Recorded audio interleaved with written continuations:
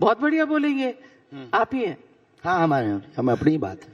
तो कायदे में दोबारा सुना है। हाँ, कायदे में रहेंगे तो फायदे में रहेंगे। ये कायदा क्या है? ये बहुत अच्छा फॉर्मूला, ये सबके लिए, सबको एक सीमा पार नहीं करनी है, सीमा के अंदर कार्य करना है।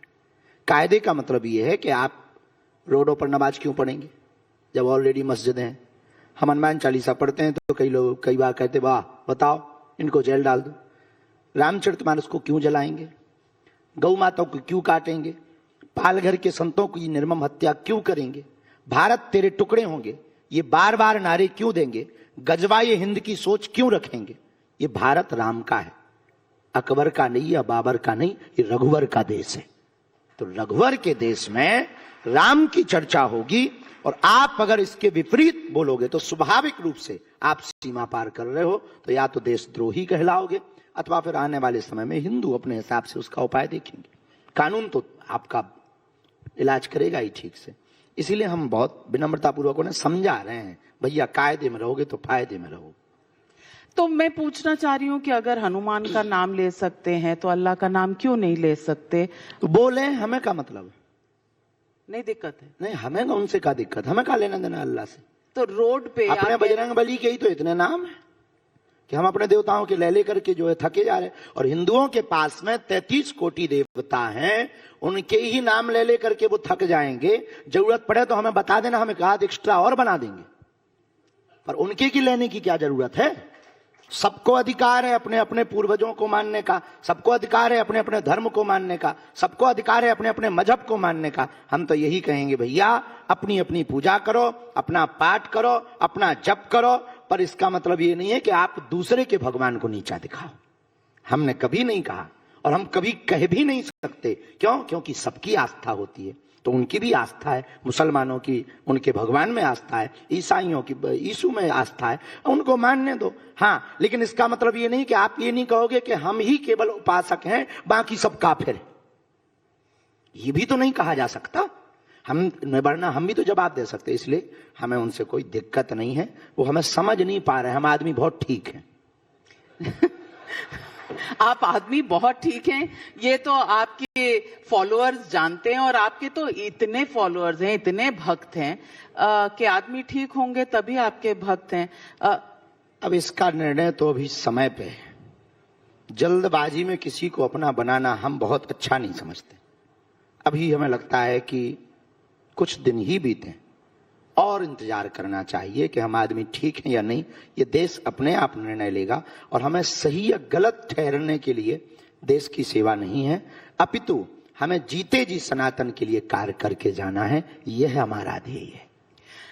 बाबा, सवाल लोग पूछते हैं कि आपने कहा सड़क पर नमाज नहीं पढ़नी चाहिए, उत्तर अच्छा क्यों पढ़नी चाहिए? अच्छा, आपके ताज होटल के सामने यहाँ पे नमाज पढ़ने लगे, कैसा लगेगा? और जाती है तो उसके लिए रास्ता भी तो पर्याप्त है, तो उनकी भी तो जाते हैं ताजिया, उस पर तो नहीं हमने बोला, हमने नमाज पे बोला है। हाँ, तो नमाज में उनके भी तो ताजिया निकलते हैं।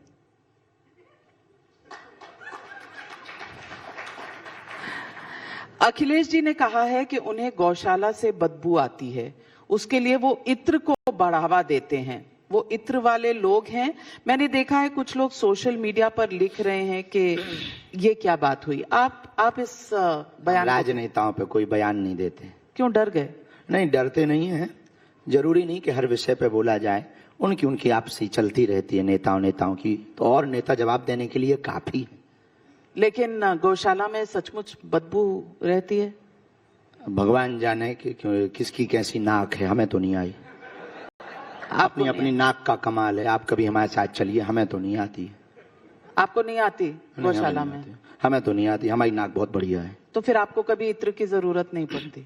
नहीं, इत्र हम लगाते ही नहीं है, भगवान की बड़ी कृपा। कोई लगा दे तो मना भी नहीं करते हैं।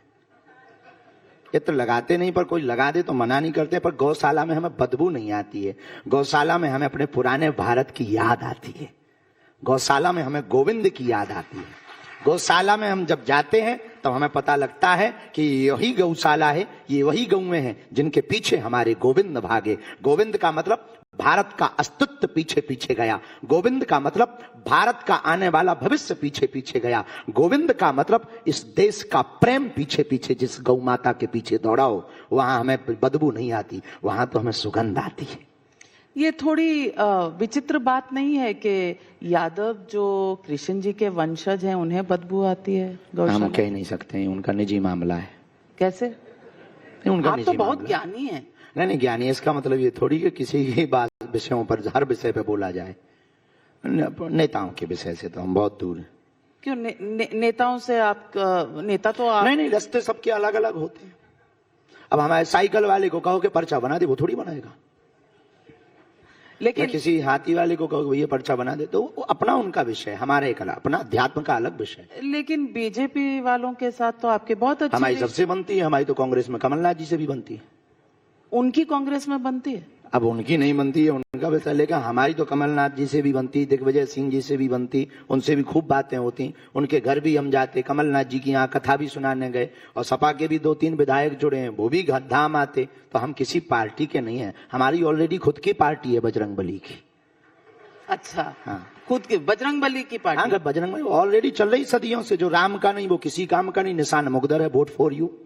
अभी हाल ही में प्रधानमंत्री जी आपसे मिले, किसी को उन्होंने ऐसा छोटा भाई तो नहीं कहा, आपको तो कहा छोटा भाई, हाथ पकड़ के कुछ कह भी रहे थे आपसे? ये उनकी विशाल हृदयता का प्रतीक है। उनका विजन और मिशन इस देश के लिए बहुत अद्भुत है, और निश्चित रूप से वो 140 करोड़ देशवासियों के प्रधानमंत्री हैं, और उनका सबके प्रति बहुत समर्पण रहता है। और स्वाभाविक रूप से उन्होंने जिन शब्दों के साथ संबोधन किया, तो हम चाहते हैं कि हमारे जीवन काल में इस गरिमा को हम बनाए रखें, और ऐसा कोई कार्य ना होवे ताकि उनकी आत्मा को या भाव को कोई ठेस पहुंचे। और वो बहुत ही सहज हैं, इस बात से सहज हैं कि अमेरिका में पहुंचने के बाद ठीक छोटे से गांव में, बुंदेलखंड का एक छोटा सा गांव गढ़ा, जहां बागेश्वर बालाजी विराजमान है, उस छोटे से स्थान पर कैंसर हॉस्पिटल के उस शिलान्यास भूमि पूजन के लिए पहुंचे। तो निश्चित रूप से ये दर्शाता है कि हमारे देश का प्रधानमंत्री, हमारा देश सही हाथों में है, सही जगह पर है। जो छोटे जगह को भी बड़े बनाने का विजन और मिशन देश को सौंप दे, वही बढ़िया होता है। पर आपका हाथ पकड़ के कान में उन्होंने कुछ कहा, लोगों को जानने की जिज्ञासा है, क्या कहा? ऐसा कुछ खास कहा नहीं है। कुछ मैटर जो है गोपनीय ही रहना चाहिए। हर राज खुल जाएगा तो मामला बिगड़ जाएगा। ऐसा क्या गोपनीय कह दिया? अब तो और जाने की जिज्ञासा हो गई। देखिए, हमारे जितने दर्शक हैं, हमारी ऑडियंस है, सब जानना चाहते हैं। जिज्ञासा बढ़ा दी, सस्पेंस बढ़ा दिया आपने। नहीं, ऐसा कुछ नहीं। हम कौन सा वो फिल्म आई थी कटप्पा वाली, बाहुबली? हाँ, बाहुबली। किसने मारा? हम चाटा मारा, क्यों मारा? ऐसा कोई सस्पेंस नहीं बढ़ाना चाह रहे। बहुत सहजता के साथ में बालाजी के उन्होंने दर्शन किए। एक आध्यात्मिक रूप, जो बारीकी के साथ एक आध्यात्मिक रूप होना चाहिए, वो यशस्वी माननीय प्रधानमंत्री जी के अंदर है। और एक आध्यात्मिक रूप के साथ जब वो माता जी से मिले, तब बड़ी अद्भुत बात ये थी कि बेटा कैसा हो वो माननीय प्रधानमंत्री जी के अंदर है, और देश का नायक कैसा हो वो छोटे से गांव जाकर के कैंसर हॉस्पिटल का भूमि पूजन करके उन्होंने बताया। सर्व गुण है उनकी, वो सहजता, उनका वो विजन, उनका वो चलना। हमें यूं लगता है, किसी को बुरा भी लग सकता है, और ये कोई तारीफ के कसीदे नहीं पढ़े जा रहे हैं, वो किसी दल के आदमी नहीं है, वो दिल के आदमी है। बड़ी बात कह दिए। राहुल गांधी के दिल में नहीं जा पाए? राहुल गांधी के दिल में शायद नहीं है मोदी जी? कह नहीं सकते हैं, वो उनका अपना अपना विषय। अब आप बहुत पीछे हट जाते हैं। नहीं, हम कभी भी हमने ऐसे बयान दिए नहीं नेताओं पे। नहीं, पर आपने कहा सबके दिल में, तो राहुल गांधी भी तो भारतीय हैं, उनके भी दिल में होने ऐसे जरूरी नहीं है कि सबको स्वीकारोक्ति हो। हम यहाँ बैठे हैं तो कई लोगों के दिमाग भी खराब होंगे, इसी हॉल में खराब हो। अरे आ गया, अब ये क्या बोलेगा, ये हिंदू मुसलमान करेगा, अब ये नया करेगा, देख लो जरा, इनके भी मजे ले लो। ये भी आजकल खूब ट्रेंड में चल रहे हैं।